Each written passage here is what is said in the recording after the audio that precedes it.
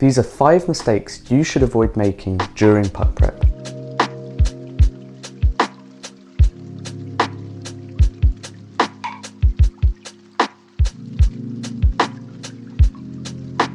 Mistake number 1, not weighing out your dose. Weighing out the dose is crucial if you want consistently tasty espresso because it's the bedrock, the foundation for your espresso recipe. If the dose changes, the espresso will not taste the same as an espresso that was pulled using the dose that you used to dial in the coffee, which is why when you change the dose when you're dialing in, you have to start the whole dialing in process all over again. If you don't weigh out your coffee every single time you go to make a shot, it won't taste the same and your espresso will be more prone to channeling, which is why I recommend you weigh out your dose every single time you go to make a coffee. Mistake number 2, tamping on a clumpy and undistributed bed. If you tamp on a clumpy and undistributed bed, the clumps in the coffee can form channels and inconsistencies in the ground density, which can cause channeling. It's always good to do some form of distribution, and even hand taps will go a long way.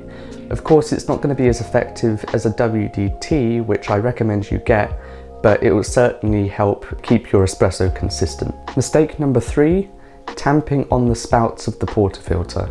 Now, this is bad for a couple of reasons. Firstly, it makes your tamping surface unsteady, which can make tamping straight difficult and possibly lead to side channeling because of that. And secondly, the spouts can damage the surface that you're tamping on and potentially the spouts themselves. So don't do that. Keep your portafilter steady by resting it on the edge of the counter, so that way you can tamp straight and avoid damaging your counter. Mistake number 4, failing to tamp straight. A flat tamp is important for an even extraction.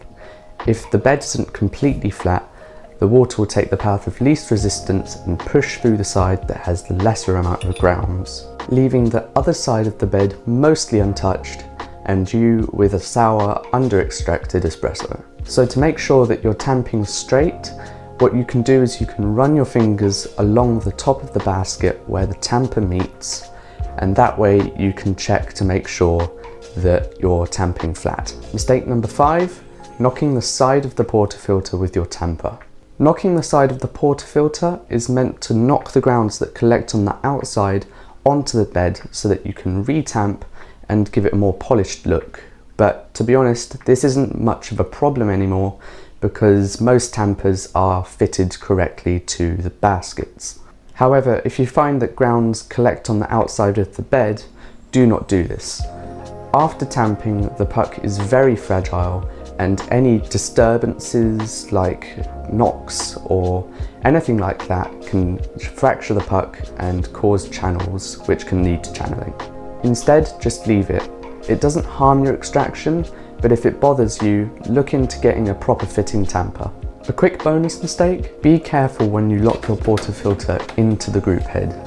As I was saying earlier, after you tamp, the puck is very fragile and it's prone to fractures and channels. So if you're not careful with handling the portafilter after tamping, these fractures and channels can form and completely ruin your shot and essentially throw all of your efforts into good puck prep down the drain. And that's all for today's video. If you liked it and want to see similar content in the future, give it a thumbs up, subscribe, turn on notifications, and I will see you soon.